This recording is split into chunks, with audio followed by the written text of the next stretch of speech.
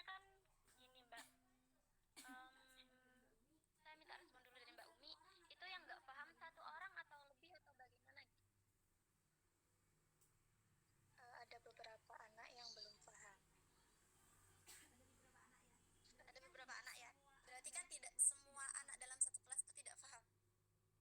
Oke. Ya.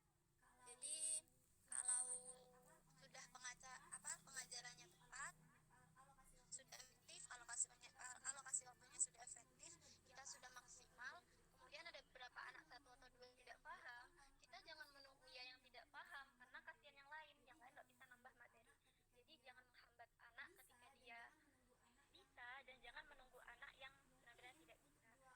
Mungkin untuk dua orang anak atau tiga orang anak yang nggak bisa tadi, kita bisa kasih pendekatan yang lebih serius kepada mereka dengan cara mungkin memahami apa kesulitan belajarnya, kemudian kita kasih dia materi selain itu gitu. Kalau kita nambah materi, maksudnya mempertahankan materi yang sudah kita kasih sama anak-anak yang udah dalam satu kelas itu, benar-benar boring, karena pembelajaran yang berjam-jam itu benar-benar bikin kita kayak capek banget. Kita aja mahasiswa kadang kalau sudah belajar 1 jam 2 jam itu benar-benar udah otak nih kayak penat banget gitu, apalagi mereka sebagai anak usia SD gitu. Jadi solusinya ya itu tadi, kalau hanya satu anak dua anak jangan tetap mempertahankan itu, tapi kalau sebagian yang nggak bisa, kita bisa tetap mengulang kembali apa materi yang telah kita berikan agar semuanya itu paham. Kan kalau ini ya, kadang kita enak ngomong gitu tapi kondisi di lapangan itu berbeda dengan apa yang udah kita susun gitu ya kan. Jadi emang pengalamannya anak-anak itu kadang ada yang EQ-nya lebih tinggi, ada EQ-nya yang lebih rendah. Nah, itu kita gunanya sebagai guru harus bisa mengatur strategi pembelajaran yang baik dan sesuai untuk siswa. Mungkin seperti itu. Bagaimana? Apakah ada sanggahan atau jawaban yang kurang jelas? Tidak.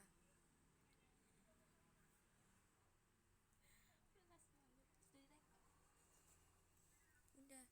Tapi nggak tahu ini Apakah sudah suaranya jelas? ada Apakah atau masih ada enggak. sanggahan? Sudah jelas, Mas.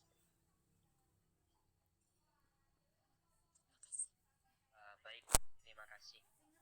Karena sudah pertanyaan Tapi nggak bisa sudah suaranya terjawab paling. semua, selanjutnya saya kembalikan kepada ibu dosen. Mungkin ada tambahan atau arahan. Namun sebelumnya saya sebagai moderator, manakala ada kesalahan dari awal sampai akhir, saya mohon maaf yang sebesar-besarnya. Assalamualaikum warahmatullahi wabarakatuh. Di sini Selanjutnya saya semuanya. Terima kasih. Assalamualaikum warahmatullahi wabarakatuh. Waalaikumsalam warahmatullahi wabarakatuh. Mari kita beri aplaus dan apresiasi dulu untuk kelompok 4 yang telah menjawab beberapa pertanyaan secara tepat. Mana aplausnya ini?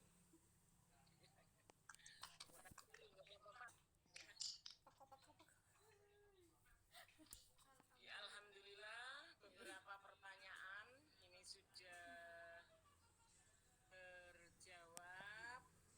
Namun demikian tidak ada jeleknya kalau saya memberikan penguatan terkait materi pada hari ini, terutama mereview sampai di mana Anda menguasai materi yang telah dijelaskan oleh kelompok 4 tentang perangkat pembelajaran.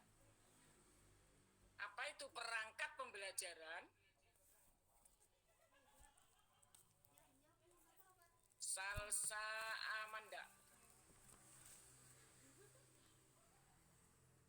Perangkat pembelajaran itu ada silabus, RPP, kalender pendidikan, program semester, dan program tahunan.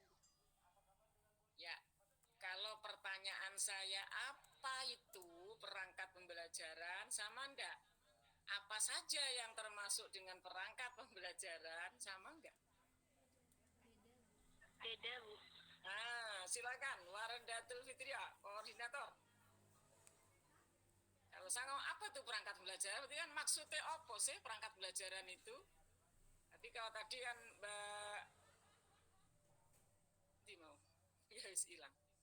Jadi kan yang termasuk perangkat pembelajaran apa saja? Anda jawab kurikulum, silabus, RPP, ya itu sama benar. Tapi ketika saya tanya apa itu perangkat pembelajaran, jawabannya Jadi oke, jadi jadi perangkat pembelajaran itu komponen yang harus disiapkan oleh guru sebelum melaksanakan pembelajaran, baik meliputi silabus, RPP, kalender pendidikan, program tahunan, dan program semester. Seperti itu. ya bagus 100 karena yang punya materi kelompok 4 harus bisa menjawab dengan lengkap dan jawabannya sudah benar ya. Jadi seluruh komponen atau alat-alat apa saja kan perangkat namanya, alat-alat apa saja yang harus disiapkan oleh guru sebelum apa? Proses pembelajaran atau belajar mengajar dimulai harus siap semuanya perangkat itu. Ya. Apa perangkatnya? Kalau misalnya kemarin ada perangkat lunak, ada perangkat keras gitu ya. Kalau misalnya perangkat sholat itu apa saja kan ada apa mukena, ada sajadah, ya itu kan perangkat sholat. Misalnya Galang Fata mau menikah dengan mas kawin seperangkat, ya kan ada perangkat alat ibadah gitu ya. Yono Qur'ane, yono sajadah, ada jilbabnya kan. Untuk pakai baju, untuk aurat kan ada bajunya, ada. So itu perangkat alat ibadah. Nah, alat sholat kan khusus, alat ibadah sembarang ya, yang digunakan untuk ibadah. Kalau perangkat pembelajaran berarti ya tadi kalau bahasanya Wardah itu ya komponen-komponen. Kalau saya menyampaikan seluruh alat atau perangkat alat apa saja yang harus disiapkan oleh guru sebelum proses pembelajaran. Nah, perangkatnya itu apa saja? Yang termasuk pembelajaran itu apa saja? Jadi sudah mulai dari kurikulum, silabus, program tahunan, ya kalender pendidikan dulu, program tahunan, program semester, ada RPP, ya. Misalnya ada alat peraga, ada bahan ajar, itu semuanya adalah perangkat pembelajaran. Jangan sampai keliru loh ya. Dia tanya nanti, aku lu jawab sudah betul semuanya, aku nggak dapat jawabnya kan nggak cocok sesuai dengan permintaan soal gitu ya. Anda merasa sudah jawab pertanyaan, tapi sekarang dianalisis lagi. Tadi kan analisis kompetensi dasar ya. Dianalisis itu kan apa? Dikaji, dibaca ulang ya, difahami, diidentifikasi, itu kan menganalisis. Kadang-kadang kan ada mahasiswa yang komplain nilai. Makanya sebelum komplain tak kasih tahu dulu. Ya. Sebelum komplain introspeksi dulu. Saya sudah jawab semuanya Bu, 2 lembar, bukan lembarannya yang saya hitung, tapi ketepatan menjawab soal sesuai dengan pertanyaan. Kan gitu. Ya. Walaupun 4 lembar nih gak benar kabeh, merasa benar ya.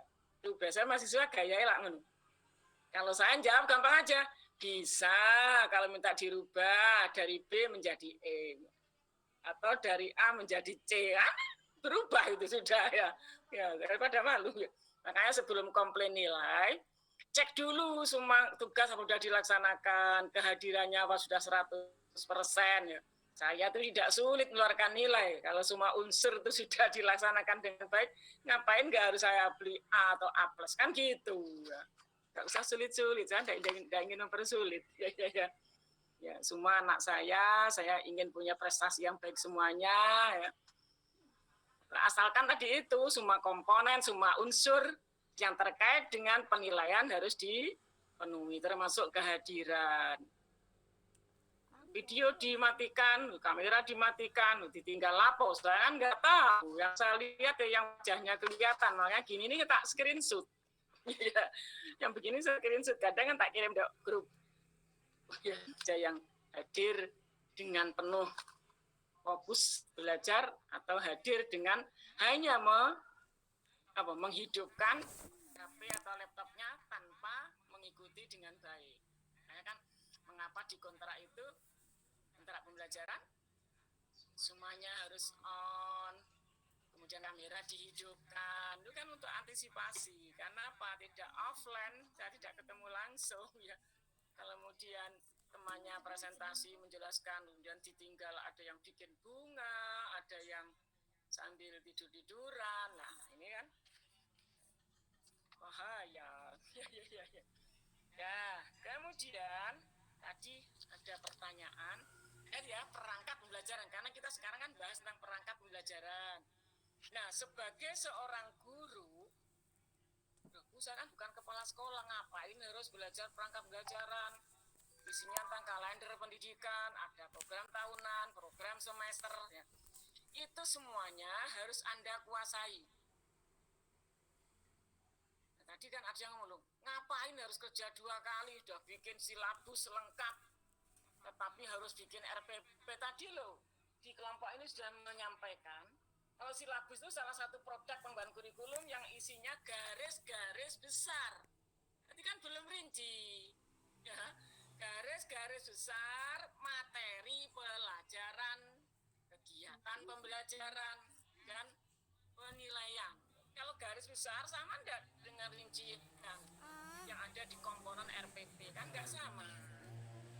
Jadi lebih dirinci lagi dari silabus itu menjadi apa? Rencana pelaksanaan pembelajaran. Selain tadi Mas Zainul sudah jelaskan penggunaannya. Kalau silabus kan selama 1 semester untuk panduan. Tapi kalau RPP dibuat untuk sekali tatap muka atau lebih, ya, tidak untuk 1 semester. Sehingga mengapa yang 1 tatap muka atau lebih? Ketika ada hal-hal yang perlu dibenahi, itu masih ada waktu untuk tatap muka berikutnya. Kemarin kok tadi ada yang tanya, mengapa ada beberapa murid yang belum paham? Apa kita harus menunggu? Bisa dijawab, tadi sudah betul jawabannya. Perlu menyisihkan waktu. Yang kedua, khusus mereka yang belum bisa, paling ada 2-4 orang kan gitu toh, dari 28 atau 30. Itu ada pengayaan namanya. Waktu bikin RPP nanti kan ada penilaian itu, bagi yang sudah lancar lanjut, bagi yang masih belum paham ada yang namanya program pengayaan. Kita kasih review, remedi lagi ya. Ada remedial, ada pengayaan.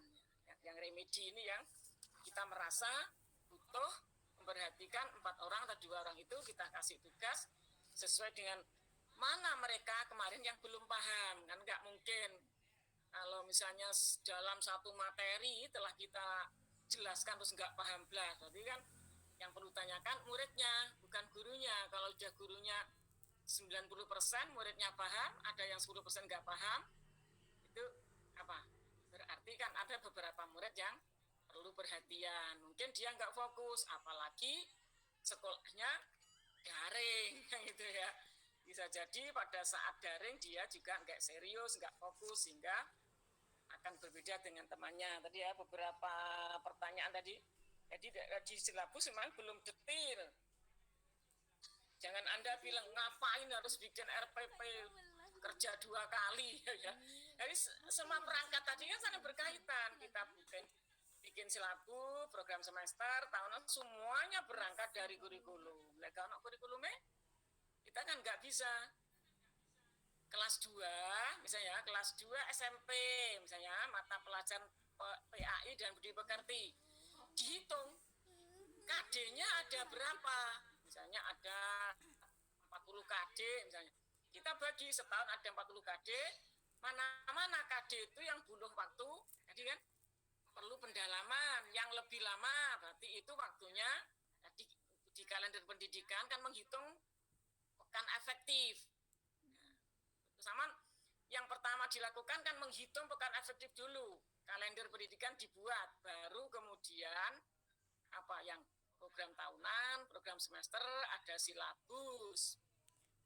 Dari silabus kemudian dijalankan lagi menjadi rencana pelaksanaan pembelajaran. Itu semua itu namanya perangkat pembelajaran.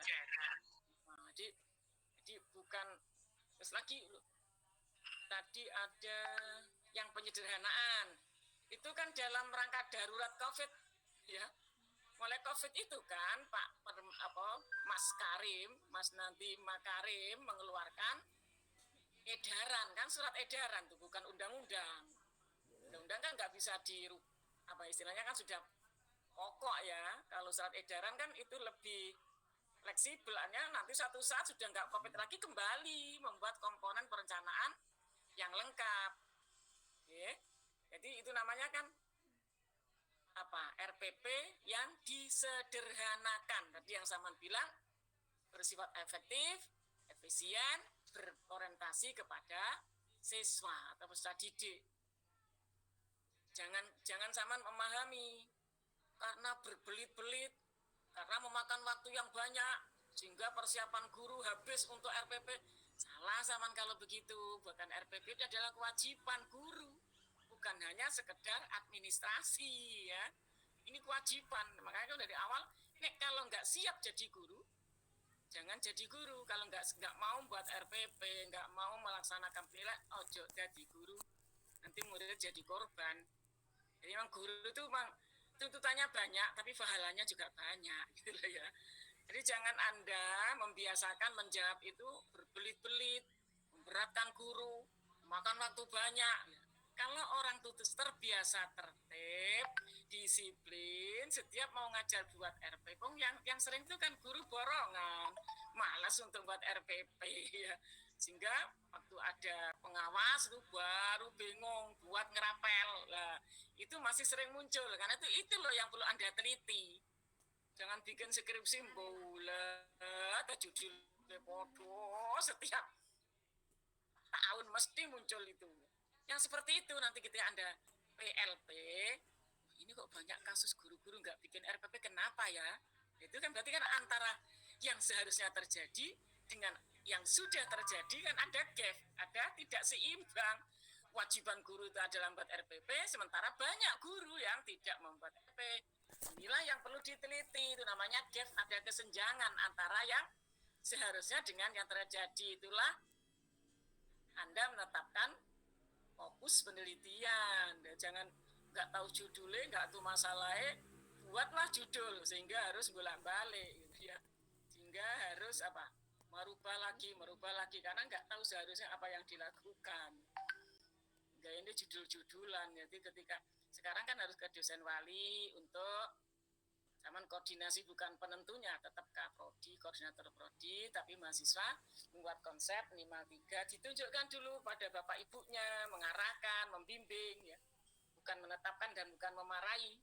Jadi ditunjukkan, kalau misalnya kebetulan ada yang walinya saya tanya, Saman sudah tahu sekolahnya, belum balik, aku ngono. Balik, cek ada apa di sana, Saman bikin ini nggak tahu sekolah, tak cek alamatnya ndi Mas. Ya. Kepala sekolahnya sopo, itu aja udah nggak tahu, bikin judul lah, berarti kan ngarang gitu. Makanya gunakan ketika Anda nanti PLP, praktek itu, pengalaman lapangan di sekolah, Saman yang tekun, ada masalah apa, catat, Saman sepulang dari praktek ngajar, Saman sudah selesai proposalnya, apalagi hanya proposal cukup 25 halaman, nggak usah tebel-tebel, kan poin-poinnya aja.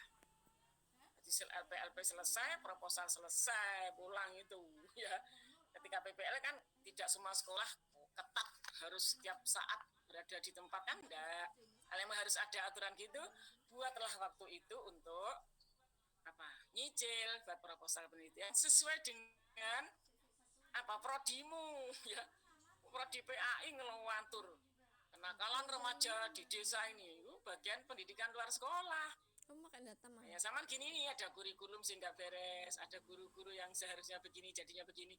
Nah, ini perlu diteliti. Jadi itu ya, artinya jangan asal, harus hati-hati ketika Anda bicara, apalagi Anda siap menjadi guru. Jangan biar itu karena biar tidak makan waktu banyak, berbeli-beli harus buat RPP dengan rigid tadi itu kan bahasamu. Rigid ya harus rigid dong, memang itu apa yang harus kita lakukan harus kita tulis gitu loh. Jadi kan ya memang harus rigid. Rigid namanya silabus tadi itu. Makanya beda RPP dengan silabus dari segi waktunya tadi ya sudah dijelaskan. Isinya kalau RPP komponen-komponennya lebih rinci, bukan hanya sekedar garis besar materi. Itu yang bisa saya sampaikan. Karena sering isu begitu itu ya, nggak ngelakoni tapi sering mengeluh, gitu ya. Kan nggak ngerjakan, ya, parah kan. Wis nggak ngelakoni, ngeluh, nggak punya RPP, wis jadi guru bisa. Ini kan berarti nggak siap jadi guru. Ya guru ya dengan segala resikonya. Wajiban kalau itu ada Permendikbud 103 itu dalam proses pembelajaran, saya lihat membuat RPP adalah kewajiban guru, bukan hanya sekedar memenuhi administrasi. Ya, itu ya. Jadi nanti, ini tadi kan saya kira sudah cukup jelas menjelaskan tentang kalender pendidikan. Apa itu kalender pendidikan?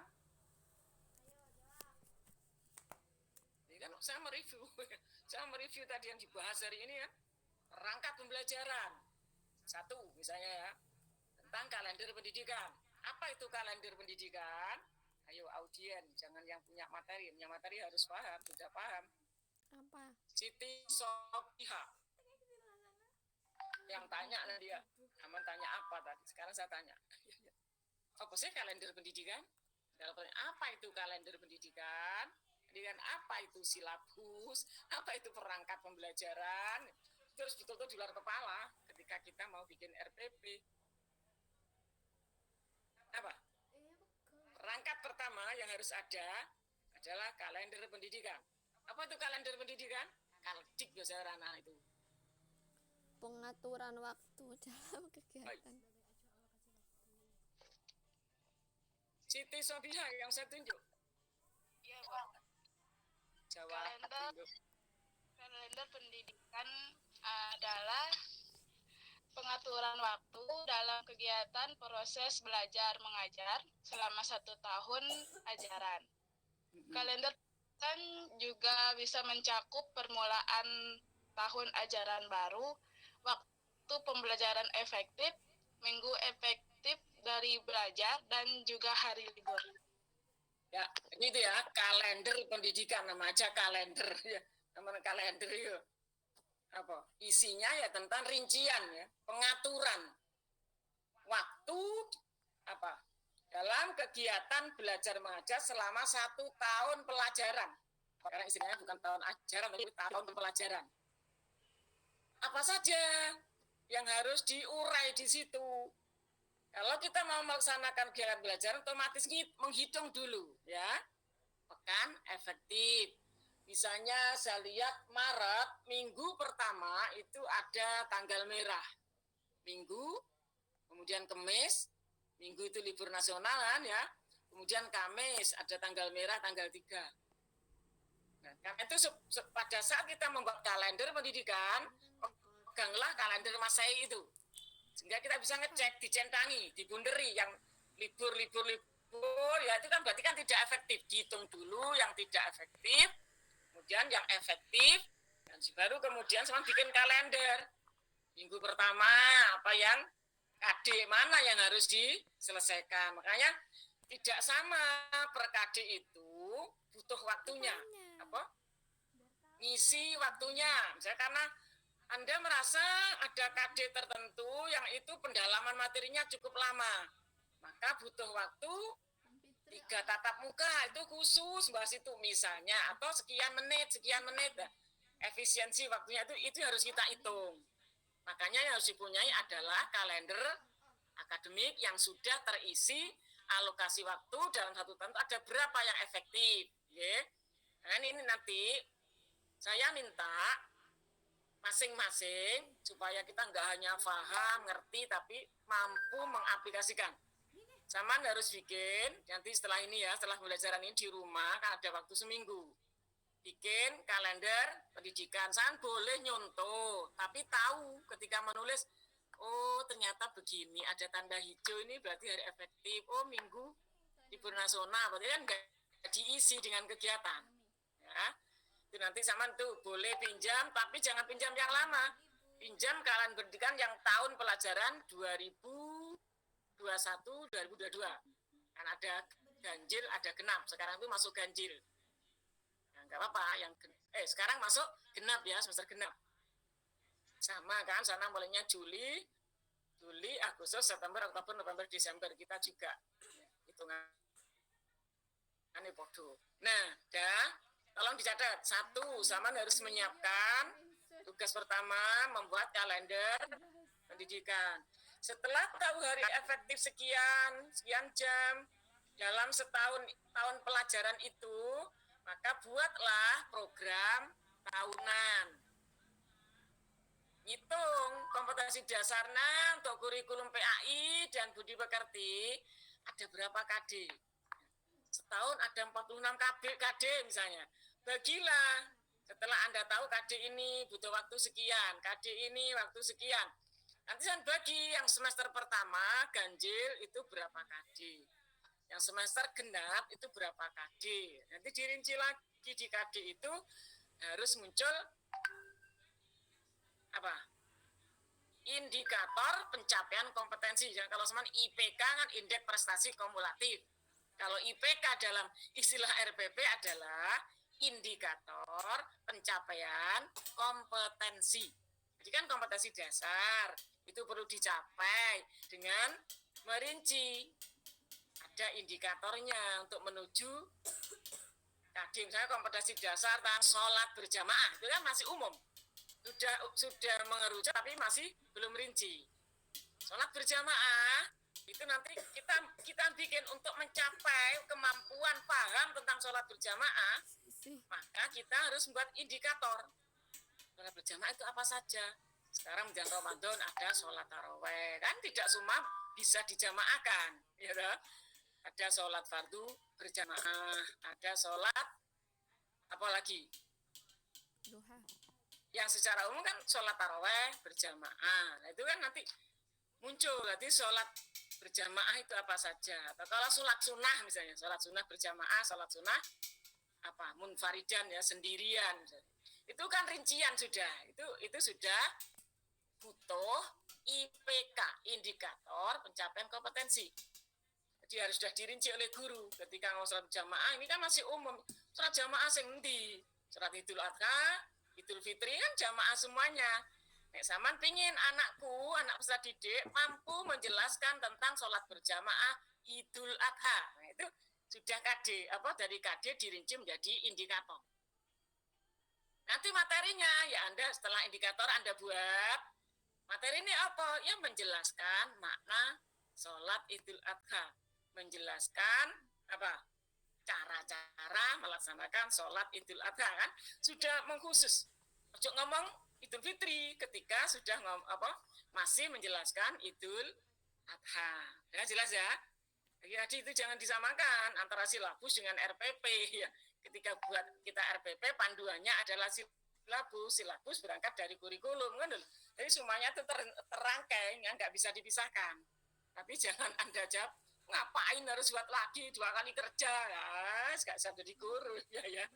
Mulai sekarang mentalnya harus mental kerja keras, kerja cerdas, kerja tuntas dan kerja ikhlas. Itulah guru, jiwa guru ya. Ini nggak gelem capek, nggak gelem ini ojo jadi guru ya. Kasihan nanti Anda tersiksa atau merasa terbebani. Padahal guru kan harus enjoy ya. Bikin RPP harus enjoy, dinikmati. Nanti aku ngajar ini, ditulis apa yang Anda lakukan nantinya kan gitu. Jangan udah terbebani, makan waktu banyak, harus bikin rigid lah, harus mengeluh dhisik ngono. Itu bahaya ya. Guru harus tulus ya. Ada muridnya nggak bisa kita harus telaten ya. Ada murid yang nggak masuk dicari. Nek mahasiswa nggak masuk, tak golek aja ngamuk. Itu tugasnya guru. Kan guru harus mengajar dengan hati ya. Mana Galang Fatah ini kok nggak ada, tapi kebetulan Galang ini orang yang rajin sehingga nggak tak cari. Jadi golek nggak tak masuk. Mana Alek ini udah 4 kali nggak masuk, tak golek ya. Itu karena apa? Saya harus mengajar dengan hati. Di anak nggak rajin ya harus tak cari kenapa anak ini nggak pernah masuk. Gitu ya. Mahasiswa jangan perasaan ya. Ini sebagai orang tua ya. Guru adalah orang tuamu, apalagi dosen wali ya. Walimu, bapak ibumu kan sudah punya masing-masing. Ada enggak yang walinya saya? Kelelep laut. Enggak ada. Dan kayaknya ada saya PAI. Buatan enten ya. Rata-rata walinya siapa? Kelas A3. Kelelap laut. Pak Gunawan, Pak Mas Budi. Banyak ya PAI terpecah-pecah. Sama, saya ada PAI, MPI, PGMI, biologi, matematika, bahasa Inggris. Ya. Tapi semua dosen, semua guru kan karena jiwa tarbiyah itu ya apa? Keguruan, ketelatenan, kepandaian kependidikannya itu harus muncul. Enggak boleh malas, misalnya mahasiswa enggak ada dibiarkan, kan kasihan. Tapi saya enggak ngerti aku. Kalau di saya ada grup khusus DPA yang sudah semester 8 ya harus saya oyak-oyak kok belum bikin proposal karena kan sekarang melalui DPA sehingga tahu perkembangan prestasi dan progres report anak-anaknya ya. Teman semester 4 masih tengah-tengah, harus tetap semangat ya, harus motivasinya kuat untuk belajar dan selesai tepat waktu. Jangan ono sing molor. Jangan merasa aktivis menunggu kampus semester 14 belum selesai bingung. Jangan nyontoh yang tidak baik. Aktivisnya bagus, tapi mendelewer itu sehingga api. Saya acung jempol kalau Anda aktivis ya, sopan, akhlaknya baik, selesai tepat waktu itu baru aktivis. Ya. Ngomong aktivis tapi rambutnya doang, kurang tahu kuliah, semester 14 gak mari ya. Kasihan tuh adik-adiknya nyontoh yang mana gitu. Gak tahu galang ini aktivis apa enggak. Terus saya senang, saya dari kecil aktivis sampai tua, ya, sampai sekarang. Ya. Tetapi itu tugas utama Anda adalah thalabul ilmi. Tugas Anda diberangkatkan orang tua untuk kuliah. Dan mengikuti kegiatan ekstra itu bagus. Karena tidak ada dalam bangku kuliah, enggak diajarkan bagaimana memimpin acara, bagaimana Anda bisa memimpin tahlil, jadi seorang ketua, sekretaris, enggak ada. Makanya saya senang sama aktivis, nambah ilmu untuk apa? Nanti kalau di masyarakat itu yang ditanyakan, bukan IP 4 yang ditanyakan, tapi bagaimana Anda mengabdikan diri, mengimplementasikan ilmu di masyarakat. Jangan nonton tonggone mati, nongkrong dek musola, ngikut tonggone sing gak tahu sholat. Ya. Akhirnya suruh praktek sholat jenazah. Ada rukuknya, ada sujudnya, nggak tahu melok, nggak tahu ikut mensolati tetangganya, sehingga nggak tahu. Nanti lek KKN diguyu-guyu, KKN suruh ngimami sholat jenazah, ada mahasiswa, sujud, rukuk, lah, ini malu-maluin, UIN ya, UIN khas ya, Universitas Islam Negeri, Kiai Haji Ahmad Siddiq, kasihan ya Ahmad Siddiq namanya dipakai, muridnya, no, ya, makanya. Itu dari guru, termasuk kompetensi sosial begitu itu ya. Harus tidak boleh cuek, tidak boleh ini, harus ramah, ya. Penampilan harus rapi, menyenangkan, suka senyum, jangan masuk kelas sembesengut, ya. Masuk ruangan ya, serius, lupa dengan materinya ya. Muridnya ngomong sedikit dimarahi ya, itu nanti membosankan muridnya apa? Gak suka, nanti kan dari awal saya main apa? Teaching, ngajarlah dengan hati. Jadilah guru yang dicintai, gitu. Teacher with love. Jadilah guru yang disayang oleh muridnya. Kata bu anak-anak sekarang tuh nek dosane kosong malah seneng. Alhamdulillah, enggak ada. Dosane sing pateng dirasani kapan lorone Bu Mukniah. Mungkin akan dongone sehat selalu, bisa melaksanakan kewajiban dengan baik, mahasiswanya didongani. Gak tahu kosong lorone kapan. Jangan loh ya. Sama nanti kan juga jadi kayak saya. Ya. Sama nanti pada saatnya Anda seperti saya, menjadi pendidik, punya peserta didik, akan merasakan ketika punya murid yang modernnya macam-macam. Keluar kelas pasti ada rasa kecewa. Tapi kalau kita bisa di kelas ini forum enak, diskusi mantap. Saya keluar dari Meet ini, Google Meet ini pasti dengan hati yang lega. Apa perangkat pembelajaran, apa kalender akademik. Itu ya kalender akademik yang harus Anda siapkan. Muat apa saja di seluruh ya. Kasih waktu yang gunakan itu untuk apa saja selama tahun pelajaran. Otomatis ngitung kan efektif hari-hari yang libur dicatati ya. Ya, enggak apa-apa, Saman boleh pinjam, tapi yang tahun 2001-2002 lengkap. Tetapi Anda silakan bertanya kepada orang yang meminjami tadi itu. Ini apa? Ceritanya piye? Ini jadi begini. sambil Saman baca makalah temanmu yang kelompok 4. Dan sana sudah ada. Kemudian 3 tugasnya. Bikin program tahunan. Setelah itu program semester Prota Promes. Silabus tidak usah, itu sudah ada. Tapi Anda harus bisa. Karena nanti ketika Anda PLP, praktek, Saman diminta itu buat kalender pendidikan, program tahunan, program semester. Makanya saya tugaskan mulai sekarang. Nanti Saman nggak kaget, biasa sudah diajari dulu. Kita sudah belajar bersama-sama. Ya tinggal bikin aja, nggak usah bingung. Ya.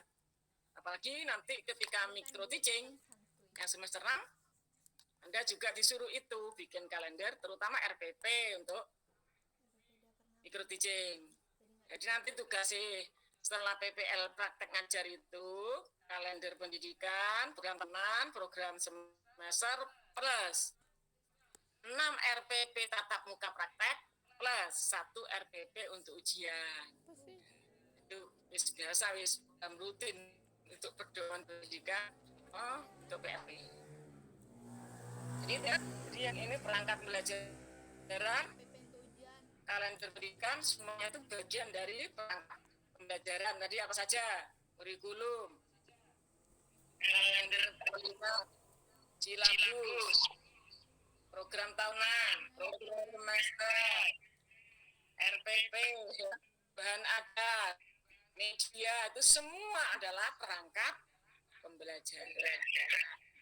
Ya, itu yang perlu saya tekankan ya, sekali lagi, apa yang harus Anda ciptakan pada diri Anda, harus belajar dengan tulus, mengajar dengan hati, belajar pun harus dengan hati. Kok bisa Bu belajar nggak dengan hati? Bisa. Hatinya orangnya di sini, hatinya di sono. Aduh, aku mau janjian Bu, undang cepetan Bu, mau gini setengah 10 saya janjian dengan cewek, atau sebaliknya, ya. Karena itu kan berarti nggak kuliah dengan hati. Orangnya di sini, hatinya di sono, ya. Makanya kita upayakan membiasakan diri harus fokus, ya. Muhammad Ali. Ali, semester berapa Muhammad Ali? Semester 4 ya? Semester 4, ini bukunya banyak nih, berarti pinter ya. Harus cerdas tuh ya. Cerdas intelektual, cerdas sosial, dan cerdas spiritual. Banyak loh ya materi gue hari ini yang di luar kurikulum. Kalau saya menyampaikan sesuatu di luar kurikulum itu namanya apa? Gak ada di RPS ya, tapi saya harus nyampaikan karena itu hal penting. Yang begini ini namanya apa? Ayo, sudah pernah kayaknya. Apa? Kurikulum?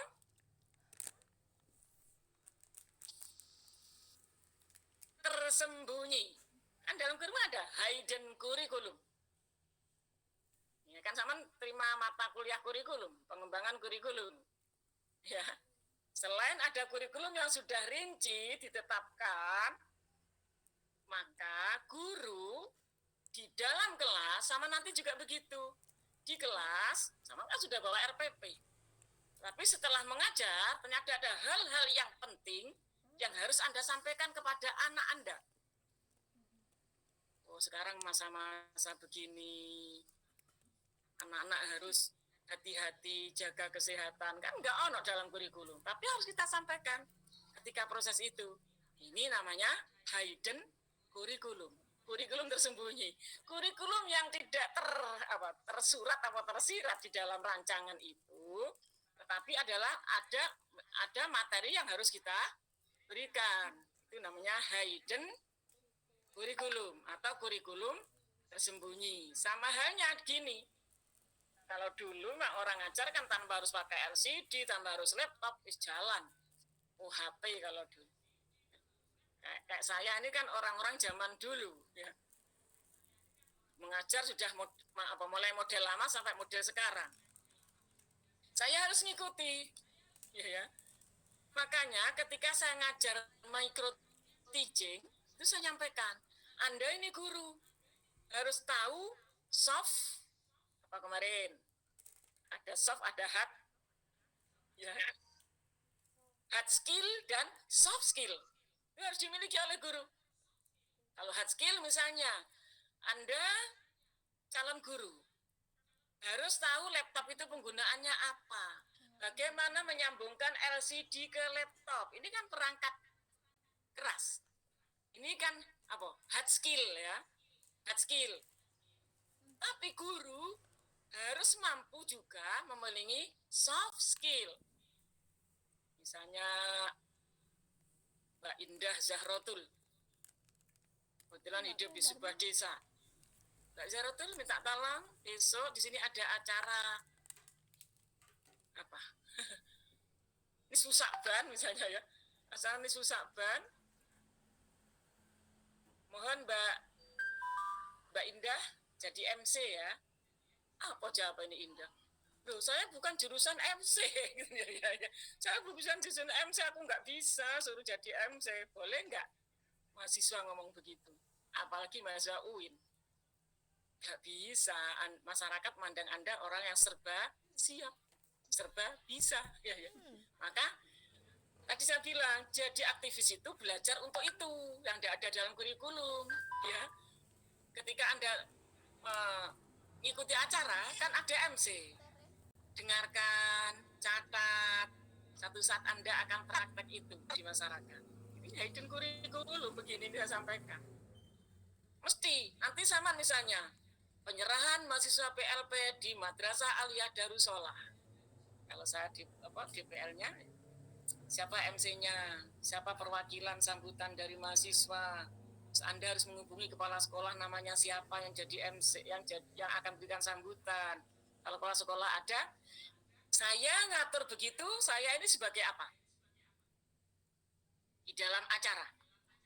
Jadi kan Indah sebagai ketua kelas, saya tugasi untuk jadi MC. Itu apa? Soft skill ya. Kan dia harus punya ilmu itu, keterampilan khusus ya. Keterampilan lunak namanya kan, soft skill. Ada hard skill yang tadi itu, laptop sambung ini LCD. Kadang-kadang kan mahasiswa nggak tahu itu. Ketua kelas aja yang disuruh, ayo mas, padahal dia nggak bisa, harusnya belajar. Ya. Nanti kalau misalnya di sekolah, biasa sudah ditampilkan LCD, ternyata LCD-nya mati. Apa sama kate mandek ngajari. Ya harus pakai strategi yang lain, yaitu soft skill. Ya. Soft skill, belajar strategi pembelajaran itu soft skill. Ya, kembali ke yang Indah tadi itu. Nggak boleh menjawab tidak bisa. Ini namanya hidden curriculum. Saya ngomongin sama begini, ini juga hidden curriculum. Agar Anda nanti siap saat ada hard skill, ada soft skill yang Anda siapkan. Menjadi apa tokoh masyarakat atau anggota masyarakat, menjadi guru atau kepala sekolah nantinya. Kan pasti pengganti saya, ini semuanya kan sampean-sampean ini pengganti pimpinan-pimpinan yang ada di kampus ya. Makanya berakhlakul karimah nomor 1 ya. Tadi itu harus dimiliki semuanya. Cerdas intelektual, cerdas spiritual, cerdas sosial. Cerdas intelektual aja nggak bisa. Anda hanya berangkat dengan kecerdasan intelektual. Akhirnya apa? Spiritualnya nggak jalan. Merusak kampus. Ya. Marah-marah nggak jelas. Ya. Karena apa spiritualnya nggak jalan. Coba sebelum memulai pekerjaannya itu berangkatlah siapa saya. Saya dibuat oleh Allah ini untuk apa? Untuk berbuat baik di dunia. Ya. Bukan untuk merusak alam. Ini yang kadang-kadang mahasiswa apalagi semester 4 ya. Ini kan semester tengah-tengah. Kadang-kadang prinsipnya sudah lupa. Semester 1 siapa saya?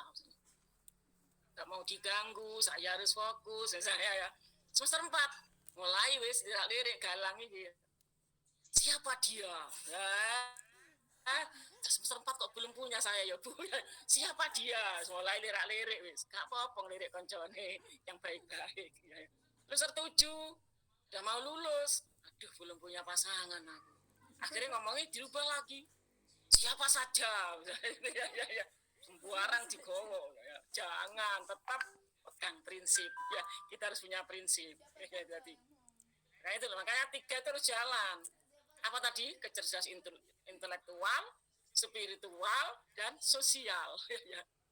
Kerja cerdas, kerja tuntas, kerja apa? Ikhlas. Cerdas. Apa lagi? Yang saya omongkan 4 tadi. Kerja cerdas, Tuntas, kerja tuntas, ikhlas, ikhlas. Ikhlas terakhir. Sebelum ikhlas 4 apa 3? 3 ya. Dan saya muncul saya. Kerja cerdas, kerja cerdas, kerja tuntas, kerja ikhlas. Makanya jangan jadi orang tuh jangan kerjakan dengan fokus. Ya, saya kira itu materi. Kalau saya tuh untuk bikin sama cerdas itu gampang. Aman tak kasih tugas kayak tadi itu silakan Anda ini kok mantul ya. Rasanya mantul ya. Oh ini jadi enggak ada saya seorang enggak ada yang di rumah ini ya. Enggak ada ya. Wes, enggak apa-apa wes, sebentar aja ya. Jadi itu pesan saya. Jadi ada skill-skill yang harus Anda kuasai. Ada soft skill, ada hard skill. Ya, Indah, kalau disuruh jadi MC, ya Muhammad Ali, kalau di masyarakat nanti Anda, ayo Mas Ali, kita rambutnya dawa atau Ali, rambutmu panjang nih, enggak ya, enggak, kelihatannya pendek, aku khawatir nanti dikuncir itu, enggak ya Ali ya, namanya Muhammad Ali pasti rapi, ya. Ada Muhammad Fatah. Insya Allah rapi dan siap untuk menjadi guru yang lengkap apa ya Mas Galang dari siap Galang selalu siap, Galang Fatma siap kan malah harus sudah menata diri, kepribadiannya harus mantap ya toh? Kompetensi sosialnya jalan, kecerdasan intelektualnya juga hebat ya. Tapi jangan semata-mata kecerdasan yang Anda andalkan, tapi kedekatan diri secara virtual kepada Allah itu justru nomor 1. Itulah yang apa? Yang membuat kita jadi ini, jadi itu ya. Ya. Kadang orang pintar tapi nasibnya nggak mujur. Atau sebaliknya, kemudian kuliah juga selesai itu udah ini ya. Itu Allah yang mengatur semuanya. Kita nggak tahu, tapi kita menyiapkan diri dengan apa? Kelengkapan perangkat yang lengkap. Itu perangkat untuk kita. Tadi kita bahas perangkat pembelajaran. Perangkat untuk mencapai kesuksesan ya. Kekompakan, kebersamaan, komitmen menuju sukses itu perlu juga. Perangkatnya apa tadi itu? Hard skill, soft skill. Cerdasan intelektual, cerdasan sosial, dan spiritual. Itu semuanya harus jalan. Spiritualnya kuat tapi cerdasnya nggak ono. Apa doa itu? Semuanya harus jalan. Iki cerdas, agamanya yo sip, tapi cuek, tidak punya kecerdasan sosial. Itu juga enggak baik. Maka ketiga-tiganya harus jalan sehingga mampu melaksanakan dengan cerdas ya, tadi yang saya bilang, saya ingat kerja keras, kerja cerdas, kerja tuntas, kerja ikhlas. 4 Mbak Fitri. Ya, bukan 3. Tadi saya bilang biasa aku ngomong 4, itu kok carry. Kerja keras, kerja cerdas, kerja tuntas, terakhir kerja ikhlas. Jadi saya akan melihat nanti, sama tak tugasi kaitannya dengan materi ini biar nggak ngomong aja, paham saja, tapi betul-betul kita miliki. Apalagi zaman cari atau membuat kalender pendidikan yang tahun akademik 2001-2022. Ya. Kemudian membuat apa lagi? Program tahunan. Setelah ngitung pekan efektif loh ya. Program tahunan, dari tahunan itu sama pecah, ada program semester, nanti KD-nya dihitung. Kan bisa lihat silabus tadi itu gunanya silabus sebagai bahan untuk kita bikin itu semuanya. Jadi program tahunan dulu, silabus nanti diturunkan menjadi RPP. Ya, saya kira itu tambahan saya. Mohon maaf kalau tambahnya lebih banyak dari diskusinya. Nih mumpung Ya, kalau kemarin kan saya di perjalanan sehingga nggak bisa maksimal, gantinya sekarang. Ya, fleksibel aja. Kalau pas saya di rumah nyantai kita bisa ngobrol banyak. Jadi kalau pas ada kegiatan berbarengan, sementing saya muncul dulu ingin menyapa sampean. Gitu, ya. Sampai kemudian nggak muncul belas di Jarno mahasiswa nih. Nanti pasti ada itu mahasiswa yang komplain. Tapi mahasiswa yang sungguh-sungguh kan kalau gitu. Bu, saya tuh diajar Bapak ini. Memang saya mesen ya. Koordinator silakan laporan ke akademik Pak Dek 1. Kalau enggak langsung ke saya. Anak dosen-dosen sing males sampaikan itu. Kasihan kan ya. Dia punya kewajiban, ya rizkinya dari situ. Kalau kemudian ngajari males, nggak, maka rizkinya nggak berkah ya, buat keluarganya. Dan sama juga gitu lah, jadi guru sing rajin ya. Ya rizkinya berkah itu kan untuk keluarga, dimakan bersama hasilnya. Ya, yang halal, yang berkah kan gitu kita mintanya. Allahumma rizqna rizqan halalan thayyiba ya, wasi'ah ya. Rizki yang luas, yang halal, yang baik ya. Baik zatnya dan baik cara memperolehnya. Sehingga kita hidup ini damai, bahagia, dan selalu sehat. Karena apa? Berkah umur ini kita manfaatkan dengan mensyukuri, kita gunakan layak kuliah ya kuliah tenanan, jangan kemudian menghilang. Ya itu salah satu bagian mensyukuri nikmat sehat, nikmat sempat. Saya kira itu yang bisa saya sampaikan. Kalau sudah nggak ada pertanyaan, tadi sudah pas semua kayaknya. Ya ini maksud saya, kalau jam misalnya hari Senin sore itu sudah ditutup pertanyaannya, biar kelompok itu siap. Kalau si malam si pertanyaan lagi kan kasihan, harus nyiapkan lagi, buka buku lagi. Dibatasi aja ya, jam 16 ya sudah ditutup pertanyaan. Maksimal kan 9 kemarin ya. Kalau masih, sehingga saya juga komandan waktu untuk menyampaikan sesuatu. Mohon maaf ya, saya ngomong begini ini karena Anda merasa saya punya anak sekian ini untuk menjadi orang-orang yang berakhlakul karimah, orang yang baik, yang bisa melaksanakan amanah Allah ya, nanti di masyarakat sebagai anggota masyarakat yang harus mempertahankan, melestarikan alam ini diisi dengan hal-hal yang positif, tidak untuk dirusak gitu. Ya, itu tugas saya sebagai khalifatullah. Ada tugas lain lagi sebagai hamba Allah yang harus Anda lakukan setiap hari. Dari awal sudah tak sangoni dong. Ya, kalau kuat berpuasa ya puasa Senin Kemis. Kalau sekarang nggak usah, nggak apa-apa, mari poso saulan, ya lang, galang. Jangan sampai nggak poso loh, ya. Kemudian lanang. Kalau yang perempuan memang ada diskon. Ya. Mas Ali siap. Ini kayak Arab tuh Muhammad Ali. Dari mana? Dari Saudi Arabia atau Sumenep? Dari Israel, bahaya. Ya, saya kira itu. Mudah-mudahan besok Selasa 29 saya nggak ada acara, kita bisa bertemu lagi dalam keadaan sehat walafiat, penuh keberkahan. Amin, Allahumma amin. Mari kita tutup bersama-sama dengan doa kafaratul majlis. Siapa mau sing mimpin?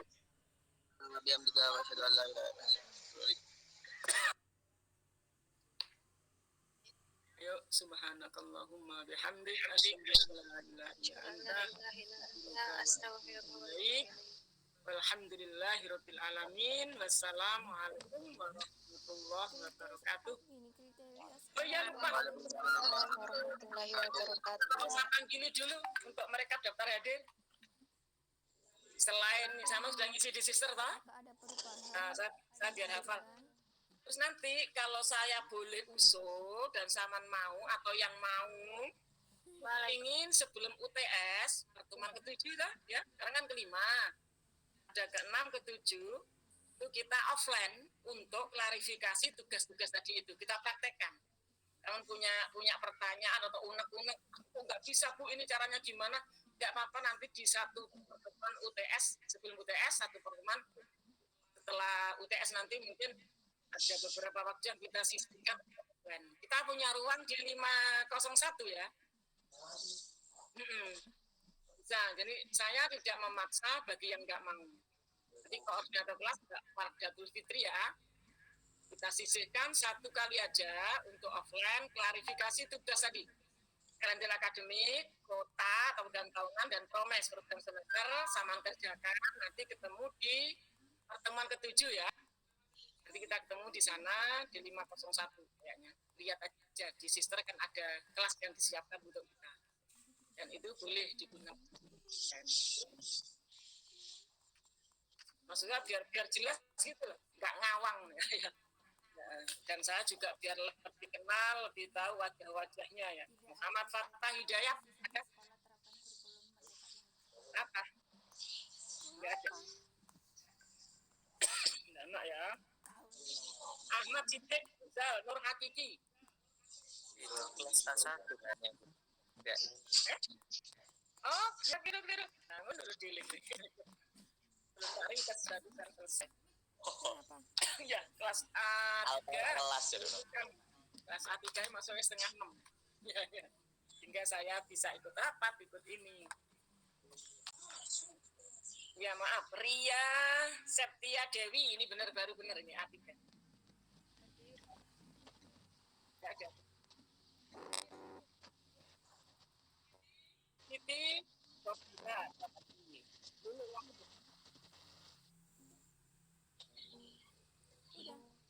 Ria nggak ada. Adriana, Zahra, Safira. Hadirahu. Ini Absor Bila. Hadir, Bu. Bila ya. Bila mau dimatikan ini. Coba kameranya dihidupkan semuanya. Kameranya dihidupkan semua. Iku Arif Arijal kok malah delik iku. Wajahmu nampak kan? Nah, itu rambutnya tojal, Rijal. Nggih. Ulil Absar. Silvi Wulandari. Hadirah, Bu. Nuri Husnia. Mana? Nuri Husnia. Wangi Ratu Nurjana. Wiro. Nah, Nuri Ratu. Hadirah, Bu. Nah, Rahmi Maliha. Hadirah. Anisatul Munawaroh. Anis. Terkendala sinyal, Bu. Hadir, Bu. Hadirah. Sinyal disalahno. Ke rumah aja yang terkendala sinyal, ke rumahku. Gratis. Gratis, tidur mau gratis, wifi free ngaji tapi ya. Ngajinya juga gratis. Harus ikut. Lutfia Fatma Wildan. Hadirah, Bu. Nih. Yuk, main yuk. Dengar tuh, dengar. Indah Zahratul Jannah. Hadirah, Bu. Karena sekarang tuh gengsi punya nama Arab. Zahratul Jannah, Zahratul Jannah. Tapi bukan sampean yang salah, ayahmu. Karena anaknya nggak tahu jenenge Jannah ya Jannah. Najma Dini Anjali.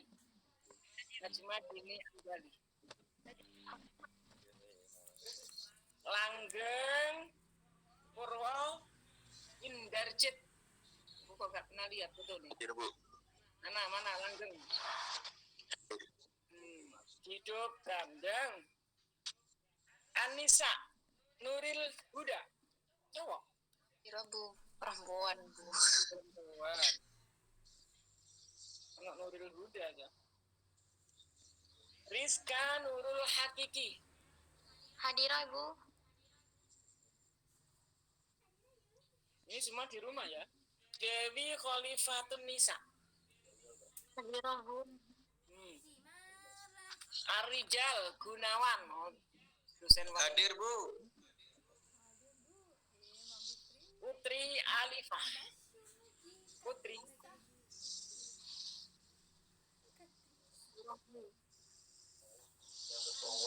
Nailatul Aliyah. Kamu kelompok Hadirah, berapa? Bu. Itu. Sayyidatus Salma. Salsabilatul Azizah. Enggak. Iya. Gak ada? Siti Indiatus Solihah. Hadirah, Bu. Devi Jumratul Amalia. Hadirah, Bu. Jini Lim apa? Jini Lim. Apa cewek iki? Setri, Bu. Setrindin dia ada ya, enggak ada. Salsa Amanda Oktaviana Kartika Dewi. Wiyuh, nama orang berapa jadi satu? Hadirah, Bu. Nah, orang mana nih Salsa Ananda? Jember, Sumbersari. Sumbersari. Perempuan ya. Coba nanti aku minta tolong yang Jember ini ya. Ini yang kiriman tugas lewat Pak Pos belum tak buka. Gak kober, gak sempat ya. Saya hari ngantor mulai 7:30 sampai jam 5:30 pulang udah capek. Kalau ada waktu yang Jember Mbak Salsa, nanti janjian dengan saya ditotok ini nggak ada kelasnya, nggak ada kelompok soalnya. Kalau yang 4 kemarin ada yang datang noto ya mau menatakan temannya. Kemudian Galih Tripres Yandani. Hadir. Mana Galih. Galih. Dardir mana fotomu? Oh itu, sing kita kelihatan rambutnya kayak Arif Rizal tadi. Coba agak dini. Yang kita gantengnya nalo rek. Karisma Nur Khofifah. Hadirah, Bu. Khofifah Karisma. Rizal Mu'azim. Banyak Rizal di sini. Ahmad Ardi. Hadir, Bu. Yusrina Amalia. Hadirah, Bu. Umi Husnun Niyati. Wardatul Fitria dan Niki Afidatut Tasya Rahmania. Hadirah, Bu. Muhammad Fiki Dwi Hidayatullah. Fiki. Hadir, Bu.